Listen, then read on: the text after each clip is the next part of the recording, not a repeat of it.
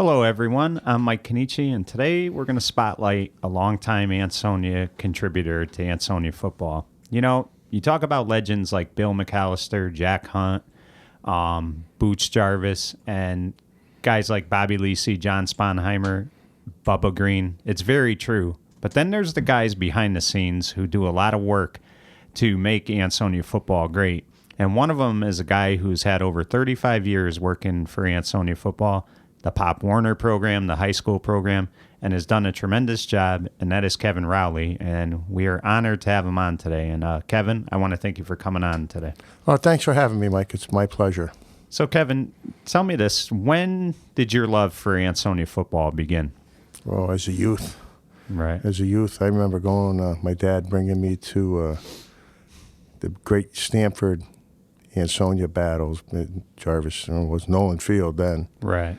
You know, I remember watching Dell play, of course, and Jack. Right. Not knowing them at that time, but Tom Pepe, great game in West Haven one year. Right. Big Pete Goomis. Yeah. You know, I remember all them guys. It's just something, it grabbed you as a kid. Right. Now, let me ask you, when you were a kid, Ansonia football was good, but it didn't have the run that it would have in the 70s.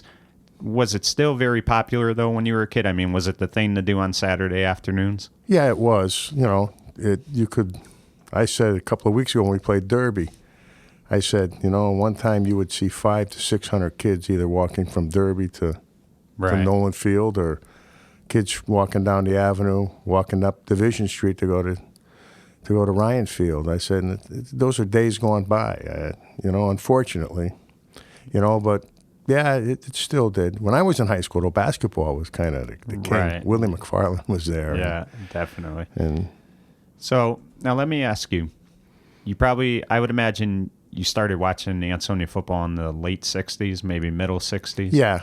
So they went, you know, Boots had stepped down, you know, tremendous coach. I believe he Right. coached 4 sports at Ansonia. They brought Ron Carbone in for a year. He had replaced Boots. Talk about Carbone's first year. I mean, you were a young kid, but I mean, did you think he would be sticking around for a long time? To be honest with you, it wasn't a big thing with me. In 1967, I was, Right. you know, 11 years old. So, Right.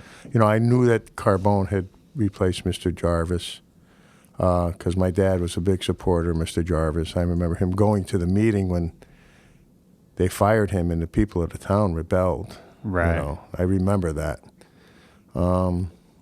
But as far as Coach Carbone, nothing. But the next year, Coach McAllister, because my parents knew Coach Mac. Right.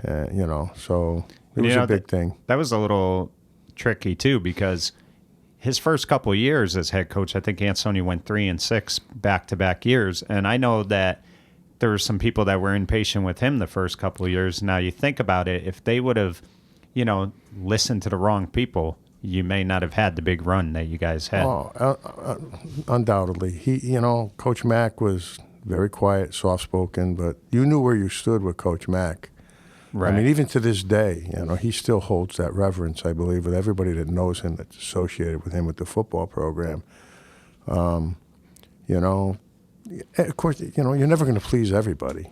You know, Right. It's just part of the game. I mean, even at the high school level, and it's ridiculous as far as I'm concerned. Right. They're kids.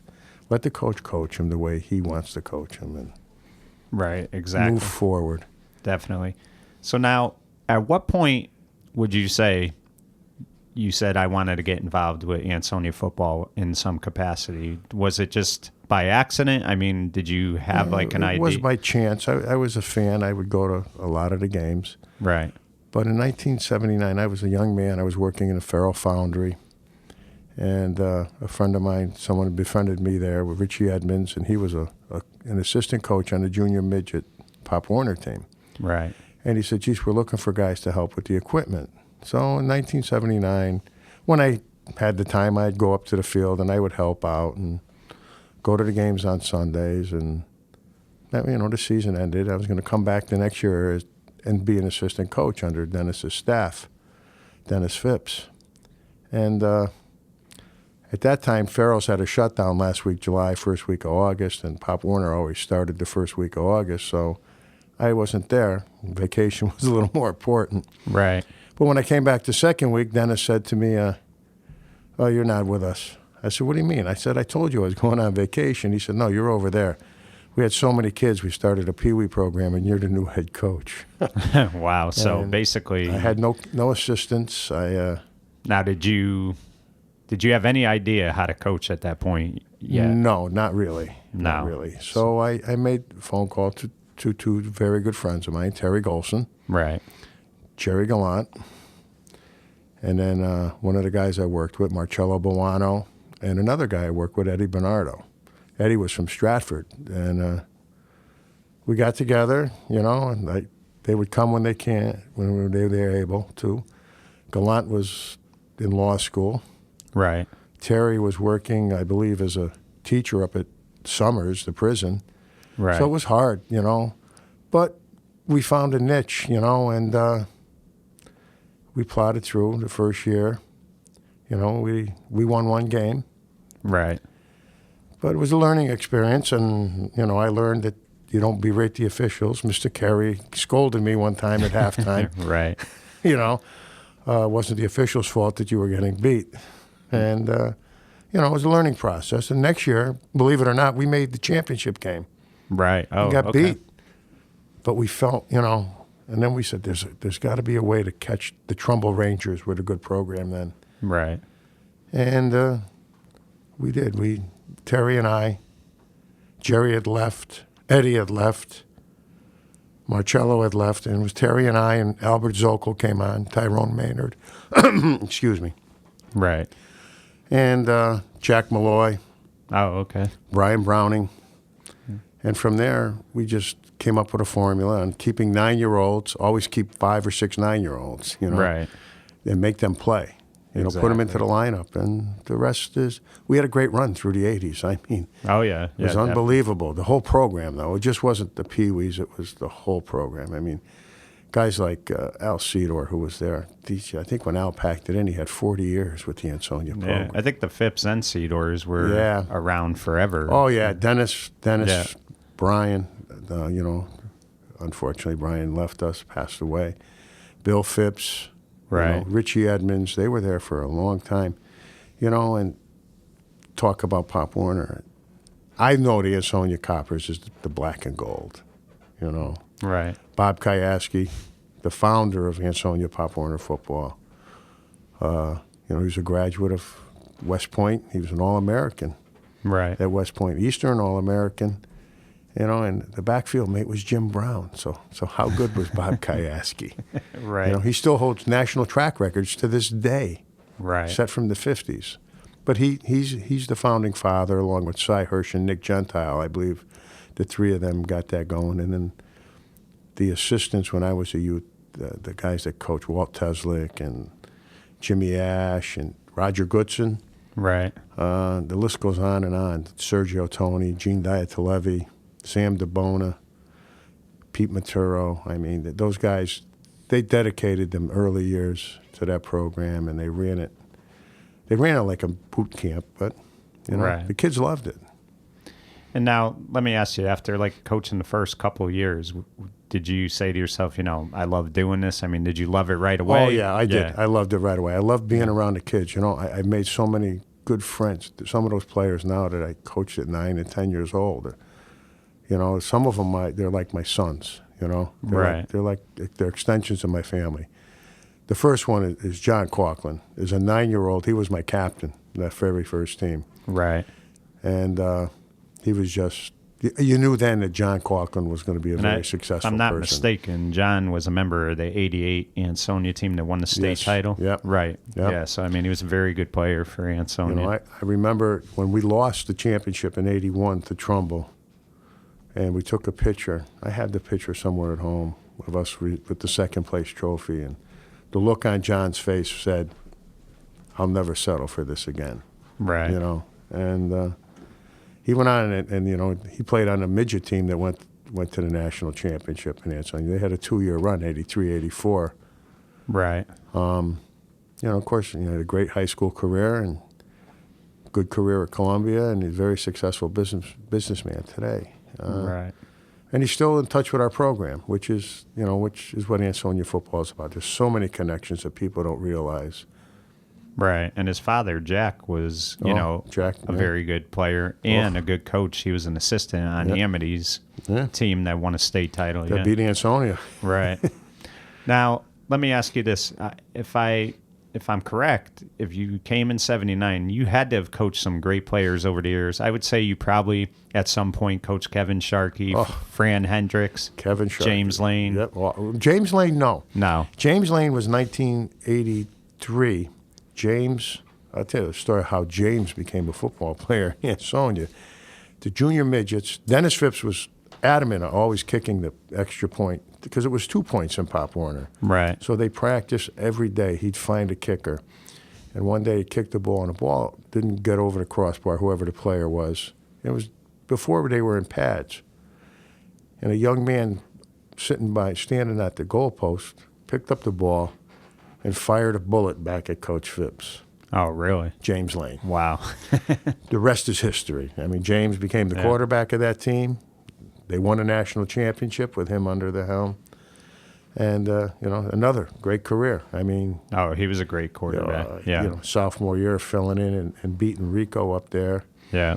And he almost beat Derby. I mean, he had to come in to fill in for Jeffrey Coppola, and Ansonia was like an inch short. Yeah. That was it, But James is another one. He's very near and dear to the program, a big supporter of ours, right. The high school.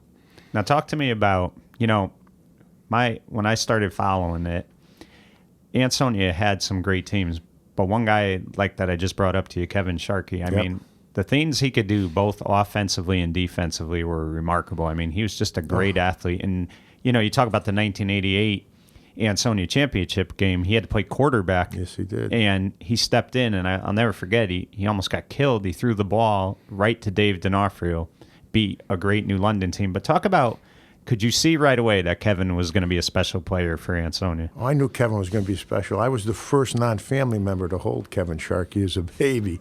Right. I was good friends with his dad. Right. Amazing.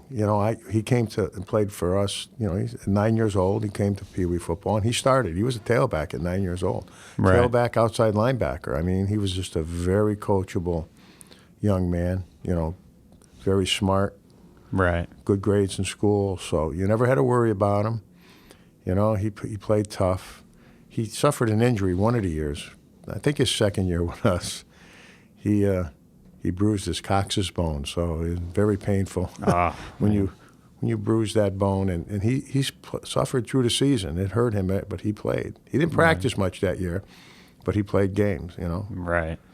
And you knew when he got to the high school level and started with Spoonie, and then he started as a sophomore. So right. Some other great Ansonia Pop Warner teams who would go on to win state titles.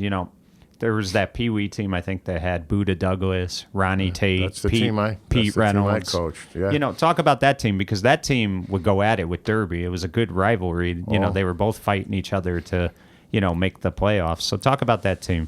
That team was in 1980. It started, the good run started in 88, but it actually started in 86 with the 9-year-olds on that team who, we played probably a lot of 9-year-olds. Buddha Douglas couldn't make the weight. Wow. For 2 years, he didn't make the weight, the 86 or 87, but Buddha was around, and he was the water boy, and he was like my little assistant. He was always at my side.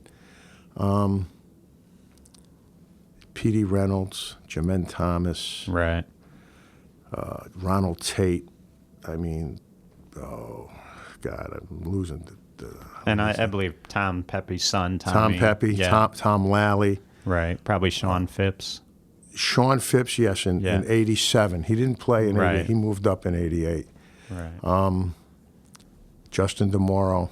Yeah, a lot of talent there. Oh, there was so much talent. And you know what? In 88, we battled Prospect Naugatuck. That was the big game, middle of the year, against them. And we beat them 21-0. They were a juggernaut. We shut them down. We had kid Lee Sereno who played tight end for us, and we We dragged him twice across the middle. Nobody picked him up, and Buddha hit him on 2 long touchdown passes. Oh, wow. And then we played them in a classic battle of youth football, 7-6 on a damp, drizzly night, Monday night down in Derby, with the winner going to the New England. Right. And they jumped out on a 6-0, and then it was a battle. It was just a defensive battle, and we had to put our subs in late in the fourth quarter, and I put them in on the offense. I put the second string on, and we moved the ball. Right. But we were running out of time, and people were screaming. Everybody knew that, that if we won, we're going. And I just wasn't comfortable passing the ball by that point, and I was watching their linebackers, watching their DBs. So was Terry, and we said, okay. And Buddha dropped back and hit Justin DeMoro, who was wide open for about a 30-yard touchdown pass. And Right. Ronald Tate ran in the 2-point conversion or the 1-point conversion, and we walked away 7-6. Wow. And then, that team went on, the core of that team went on to be very good football players. You had Stephen Coughlin, who at that time was too big to play Pop Warner. Right.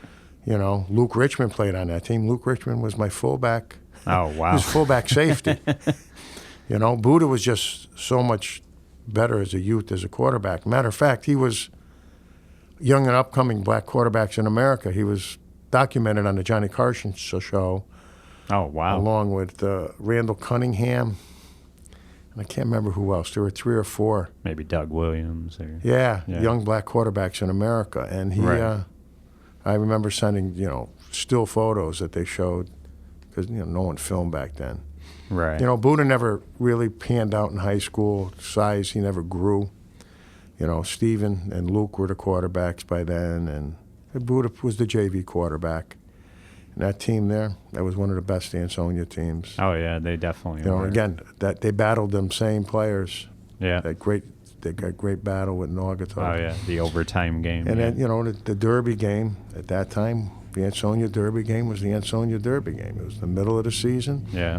The trees were nice and bright.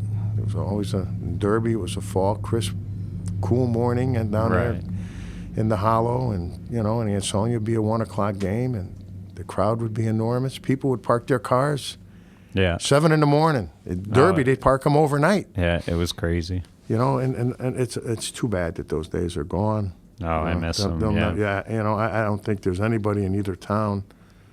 What do you think changed? I mean, I know Derby's had a rough, last 20 years, but do you think just the time and the towns changed a little bit? I think with the empty buildings here, Yeah. right down the street here, Yeah, you don't have a lot to do with it. We don't Yeah. have, this Farrell's is gone, American Brass is gone. I think that kept families here. Yeah. It was a good way of life, Right. Living And- in Ansonia and Derby or the valley itself, You didn't have to be a scholar to make a good living. You can go work in one of the mills and Right. earn an honest day's wage and come home and still afford to live here. I think that's the first step that happened. And, the valley doesn't change much. It's still a Right. nice place. People yeah. kill us all the time, but I wouldn't want to live anywhere else. No, it's a great community. Yeah. Now, tell me this: what's it like? The experience, never mind the outcome, but just the experience to take a group of kids to Florida or take a group of kids to Massachusetts to play a football game. And the other thing is, I mean, I'm sure you had to fundraise to make it happen, right? Oh, yeah. When we went to Methuen to play in the New England Championship, we only needed $5,000, and only $5,000. But that was raised rather quickly. Right. And then up there, you had to when you won, you had to hang around and wait to see who, throughout the country at that time, who won and whose grade averages were the best, because the top 2 grade averages in Pop Warner at that time went. Right. So we had to hang around, and we were hanging around. Shelton, midgets had gone, but they had gotten beat by Manchester. They had left, and there were 3 teams hanging around. I believe Londonderry, New Hampshire was the junior midget, Manchester, New Hampshire, and then, of course, the Ansonia Coppers. And you had to let them know right there, then Right. and there. And they asked me, and I said, yes, we're going. Not thinking that where we're going to raise $35,000. Oh, man. But you know what? By hook or by the parents did it. There's Bill Gallant, whose son Brian owns Platt Street Grocers. I believe he worked for SNET. He got employees to donate their flight miles. Oh, wow. Oh, yeah. It was. I think that was 5 tickets we got paid for. I mean, it was unbelievable. The amount Pop Shortle at WADS, they ran a 2-day telethon to raise money. That's unbelievable. Yeah, and the money was raised, you know. The money was raised. The Matthews Foundation came across with some money for us. Right. So, it was a great experience. I mean, we left for on a Thursday, I believe, to go to Atlanta, Georgia, is where we played, down in Doraville. And it was an unbelievable experience. We left Nolan Field probably at 3 in the morning for a flight out of Hartford. Oh, wow. You know, and all the kids on it. You know, we made them wear shirt and tie. They had to wear shirt and tie. Right. I told them, you're going on the road, you're going to look, you're going to look presentable. I don't care if you wear sneakers, but you're going to wear a shirt and tie. When people look at you from the head, at the head level, they're going to see that you're dressed properly. And believe it or not, to the credit of those young men, we had not one issue. Really? Not one issue. Wow. You know, we sequestered them from their parents, let their parents go and do their thing. We had, we had something that we wanted to accomplish, and they were great. You know, we went to a big dinner with all the teams, and at that point we saw the Winston-Salem team, and we knew we were in trouble before the game even started. Right. They were big. Yeah. They had 3 of the players on that team went on to become all ACC performers. Yeah, yeah. First ACC player. So we hung in there for a while. We could have been tied at that. We should have been tied at the half, but our best offensive lineman, Milton Benavides, missed a block. He didn't miss a block all year. He didn't pick up the linebacker, and he blew up Ronald Tate in the backfield at the 1-yard line.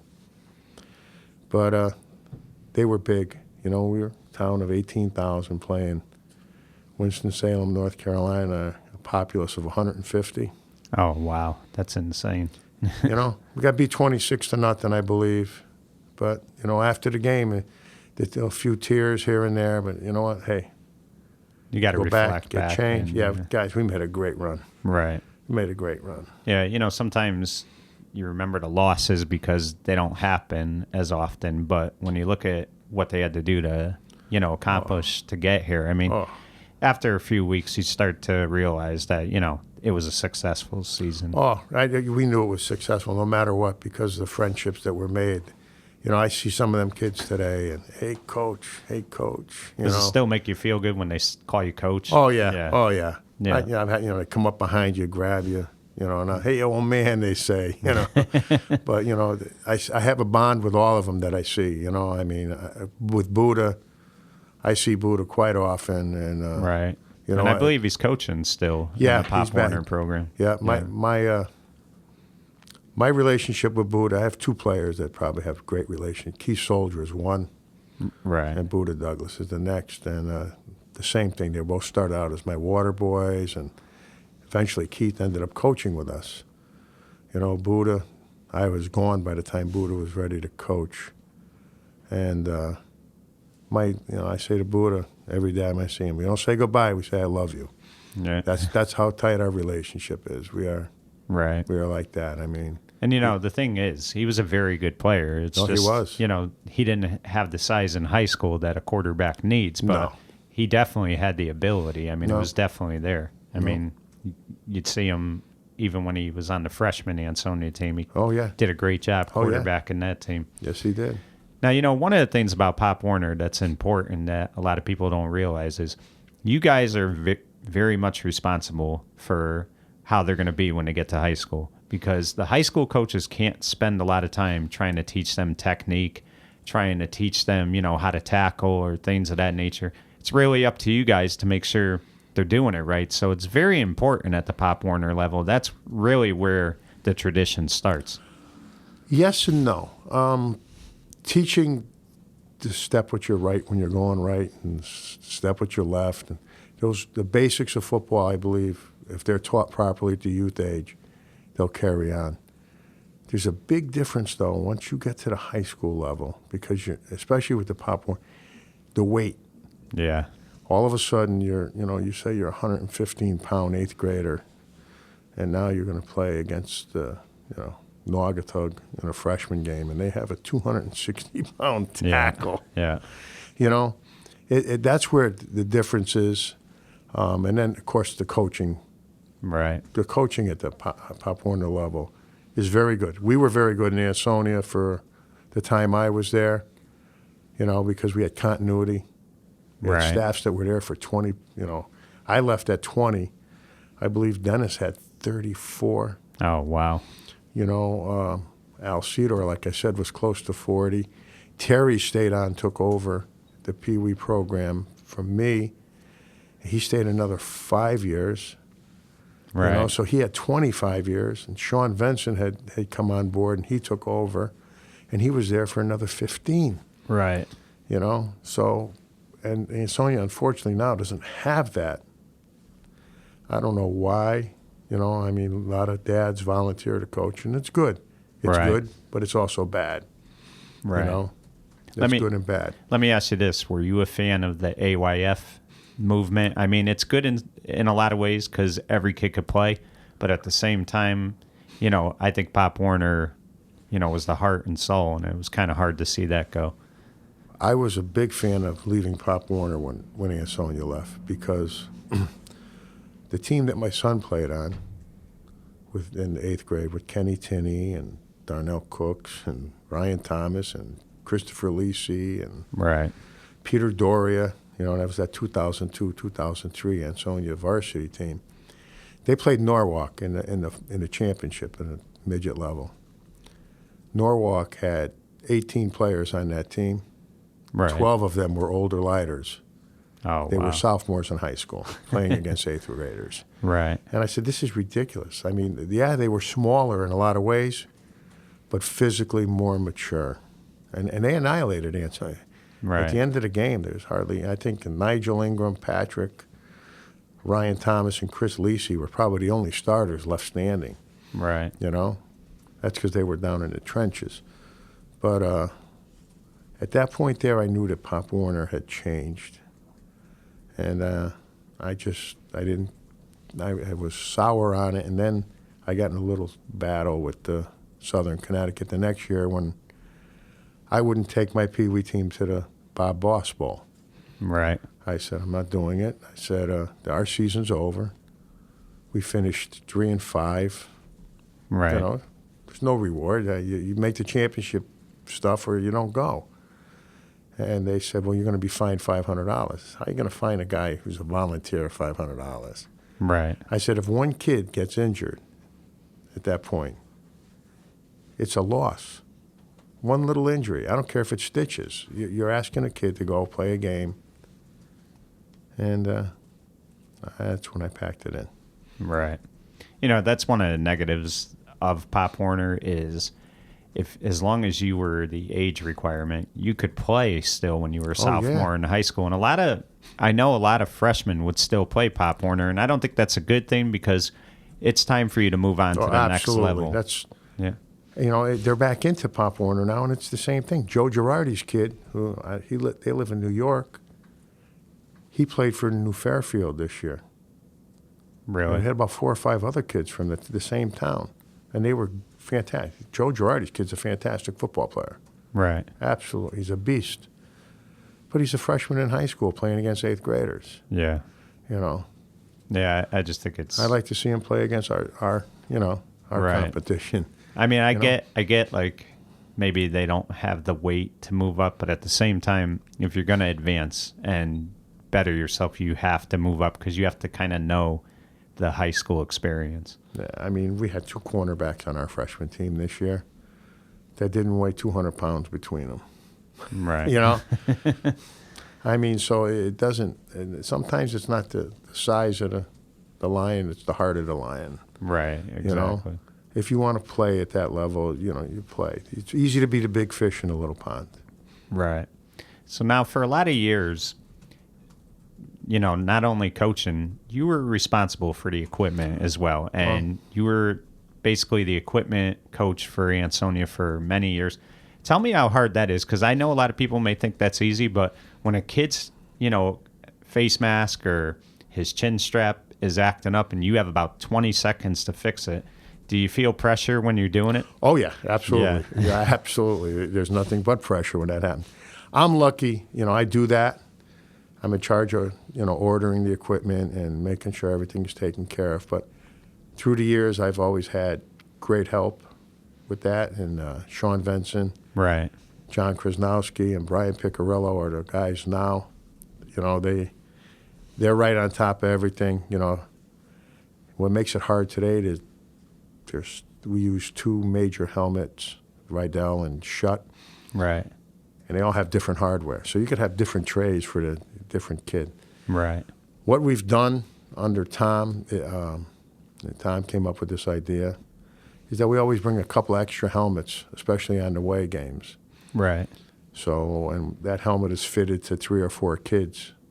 Yeah, so, that is. And we have all their numbers on the helmet, and if we have to do a major repair to a helmet, that's going to take longer than 20 seconds. We put that helmet on them. It's kind of like being in a NASCAR pit crew at times. Especially, I'm times when with our Cal or more with Montreal. A couple of times Montreal Dodge's helmet broke, and at that time it was Montreal and everybody else. He put everybody on his back that year. Right. But taking care of the equipment is a full-time job on top of being a freshman assistant coach with Spoonie. Right. Equipment is very expensive. Right. Very expensive. Yeah, and there's paperwork involved too. It's not. Yeah. Well, Tom handles most of the paperwork things. We deal with a company in Connecticut that does our reconditioning, and then depending on helmets, on head sizes and head shapes, determines what type helmet you're going to wear. Now, let me ask you, what's the difference, say, from 1990 to now 2016 as far as equipment? Do you feel like it's a lot better for the kids? Or? Oh, absolutely. Yeah. Absolutely. Especially the helmet. You can buy, I'm sure it's going to be in the future where everybody's going to have the monitor in the helmet. You're going to have the computer on the sideline like the NFL has. It says, wow. He's been dinged in the head to this level, take him out of the game. Right. I don't want to see it happen because I think it'll be the end of high school football. I don't think, only the very rich communities will be able to handle it. I don't see where a town like Ansonia can afford $700 for a football helmet. Yeah. Another $10,000 for the computer and the computer program to do it. That's what yeah, it's safe. It's safe, but if you teach the kids to keep their head out of the play, right, the chances are that they can be protected. But that same kid, when he was 6 years old, was riding his bike without a helmet. Right. Now everybody has helmets for that. Yeah. Yeah. Yes, you can get hurt. Right. Yeah, some will, but you can get just as hurt doing other things. Oh yeah, definitely. So now let's talk about an Ansonia great, Jack Hunt, who was also your brother-in-law. Just a great man. The funny thing about Jack is he was intense on the field, but he always had a rule after the game that win or lose, it's done. Don't take it home with you. He was very good about that. But just talk about. I think if I'm not mistaken, his career record was like 193 and 22. Unbelievable run. 7 state titles, 5 undefeated seasons, I think 9 MVL titles. Talk about Jack a little bit. Jack, well, first of all, it's been 4 years, a couple of days ago, the 22nd, right, that we lost Jack. And there's not a day that goes by that I don't think of Jack. Right. Jack was like my brother, my big brother. Whenever I needed some guidance or whatever, Jack was always there for me. Jack, the coach, he had a special way about him with the kids. He wasn't very long-winded. Right. He he let them know what he expected from them. And, in most cases, the kids did it. I mean, a lot of tough times, I think back to the 2002 Thanksgiving Day game when Monty got shot. Right. And the decision that was made that day, right. That evening, the first thing we did was the word broke. We were shoveling the field off. Right. I remember they had the freshmen kids freshmen coming and up. the sophomores. And we had just finished, and my son called me, and he's crying. He said, Dad, Monty's been shot. I said, what? He's dead. I said, what are you talking about? Then I called my wife, and she called the police station. She said, yeah. And at that point, we just hustled all the kids in. We called everybody. We knew a lot of kids were out Christmas shopping the day, the half a day or whatever. Right. And we sequestered those kids and told them as a team what had happened. And we heard a commotion outside the Kennedy Fieldhouse. And there had to be 15 media outlets. Yeah, it was crazy. Yeah. And we just didn't want to subject the kids. And, what are we going to do? Jack said, send them out the back door. Right. So we went downstairs, went through the freshman locker room, and the coaches came out. And where are the kids? The kids aren't here. Oh, they're here. We ushered them on. That was Jack, protecting the kids. Yeah. And then he went down, and his mom says, no, play the game. And right. How the kids played that game, I don't know. But they played it. Yeah. That was a great move by Jack. That's just one story with Jack. I mean, the handling of Luke and Steven at quarterback, Yeah, that was a tough call. Yeah. I mean, Steven would start, Luke would come, and he, that tough thing. And there's some other kids, tough decision he made. He sat down Andre Smith against Derby. And Derby won, yeah. And Derby won the game. Yeah, yeah. Punished, he broke a rule and he stuck to his guns, and he sat him down and we got beat. Andre was, probably the best player on the team, But, next man up is supposed to happen too, and we didn't get the next man up that day. Derby bested us, and right. You move on. Yeah, and I think in his 19 years, I could be wrong, but I think only twice, or maybe three times, he didn't make the playoffs. So in 19 years, 16 times, that team made the playoffs every year. That's an unbelievable run. And I know, he used to tell the story that he planned on doing 5 years, and that out. was it. Oh, yeah, 5 years and out, yeah. I mean, he didn't lose a home game until Darien. 97, right, yeah. Darien in 97. So he went 11 years. 11 years without losing a home game. That was crazy. I think the game that set Jack's career, though, off was the Shelton game. The 8-7 game. Yep. Yeah. And going for 2. That was gutsy too. Oh yeah. He put it all on the line right then and there. And then, that was a great season. Coming back, that Doug Morrell year was a very tough year for Ansonia football. Did you think that Morrell's first year was going to be a long-term thing? Did you think these coaches would eventually be back? I mean, it was kind of heartbreaking because Bobby had to resign because he got a job that took a lot of his time. And then Jimmy Dell left as well. And then Jack wanted to go see his son play. Right. So he had stepped down. But, I mean, did you think those guys would be back as quick as they were? No, I never thought that would happen. Earl had left. Earl was coaching Pop Warner with me up until that season and left to go with Spoonie. Right. I, at that time, was just I wasn't a coach at the high school. I was doing the equipment. And I had a little fallout with one of the coaches at halftime of the Derby game. And I left.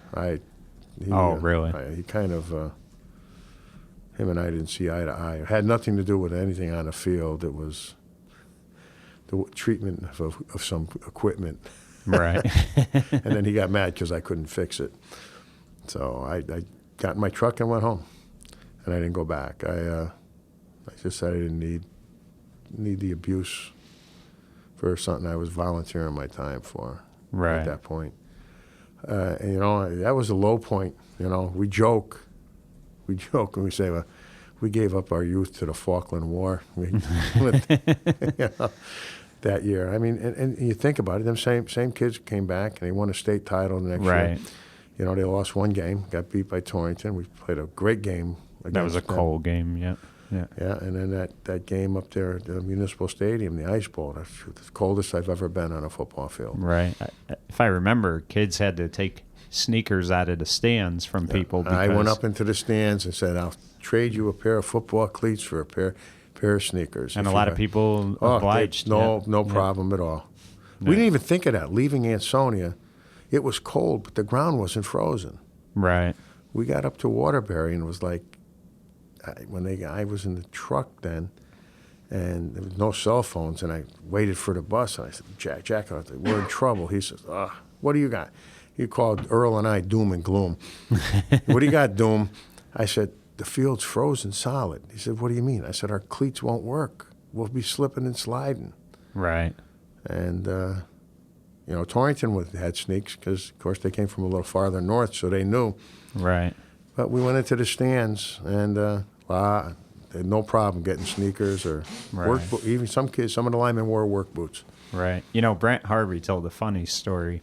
He had gotten a nice pair of Hoyas that he wore for that game, and he said, after the game, he was just thinking, let me get on that bus with those Hoyas. But, of course, the fan found them, and he's like, give me back my Hoyas. Yeah. But it's just funny. And those are some of the great stories. Like, even though that was a loss that day, people, the kids could talk about that game, about how cold it was and what they had to do to play. So, I mean, that's really what makes what you guys do, rewarding. Oh, yeah. I mean, you think back to, there were no heaters on the sideline. Today, if it was to be very cold tomorrow, we have heaters for the sidelines today. And we have ball warmers to keep the balls warm so they don't get slick. In the cold weather, the football gets slick. Yeah. There's all kinds of gadgets you can have today. The capes have a lining where the capes that those kids wore were basically a rain cape, Right. And they would huddle together. There's a lot has changed with the game, but what hasn't changed is the kids from Ansonia. The names go, the names change, but for the most part, the kids that we get up there at Nolan Field, at the high school level, are the same type of tough kids that want to be there. Our numbers are great. 75 kids in our program this year. Right. So we dress 70, between freshmen. And look, a lot of people predicted this would be a down year, and here you are, 9-0 going into the Thanksgiving game. You know what? I never think we're a down year with Tom as the coach, or even with Jack. But Tom right now, because the weightlifting and everything has taken such a giant step in the game itself, he prepares the kids so well. I say last year was his greatest coaching job. Right. Last year. I mean, it's easy to coach the Courageous and the Thomases and the Matt Simons and the Arkell Newsoms and the Ryan Hovans. It's easy to coach them guys. Last year, I think we had 12 seniors. They all played a part.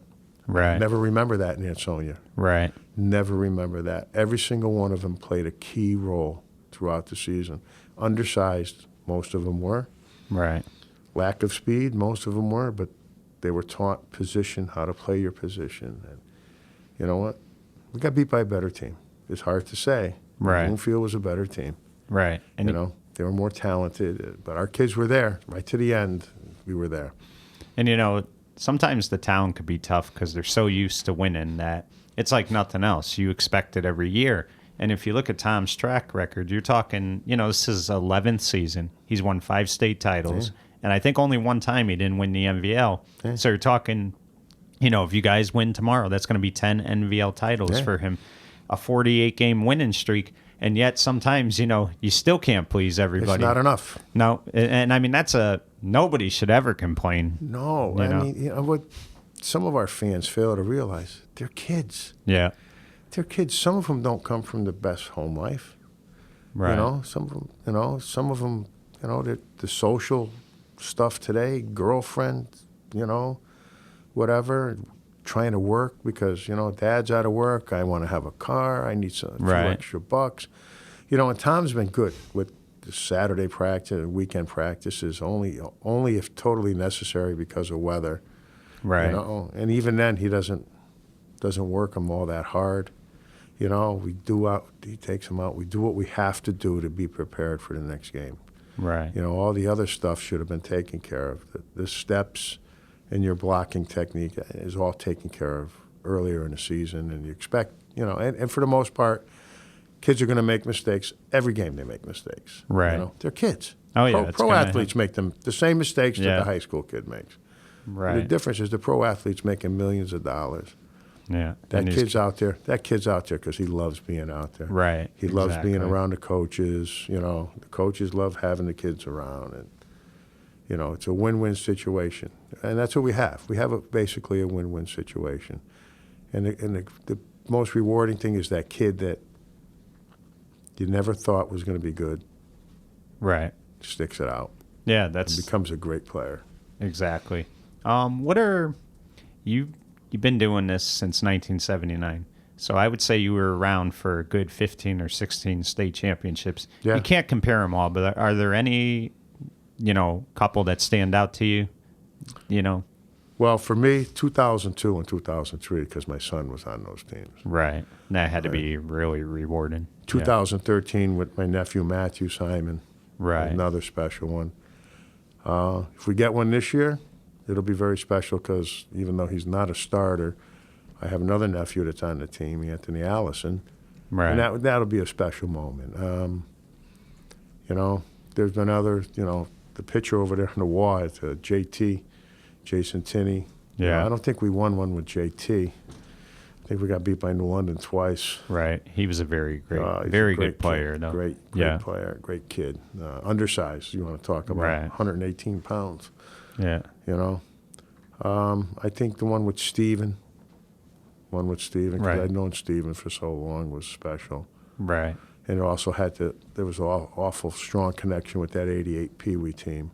Oh, yeah. So seeing them win had to be rewarding. Yeah. And, of course, the ones you won, the ones you won number one on, Oh, yeah. I was doing the equipment in 83 when Earl's team won it, and then in 89 I was coaching as a volunteer then on the staff. That was with Jack's first number one, that was big. And then every Thanksgiving Day game with Jack that we won was very special.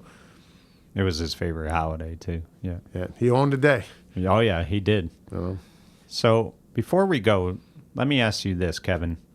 When all is said and done, what is the thing that was probably the most gratifying and rewarding for you doing this for over 35 years?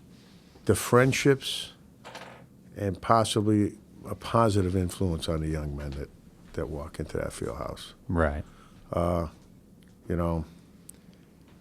have them come back and you can talk with them and, oh, this is my son, he's 10, that's the most rewarding thing is after they've gone and they come back for a visit and, by chance, and how, oh, do you remember this? You remember that game? You remember this? Oh, I remember the time you yelled at me for,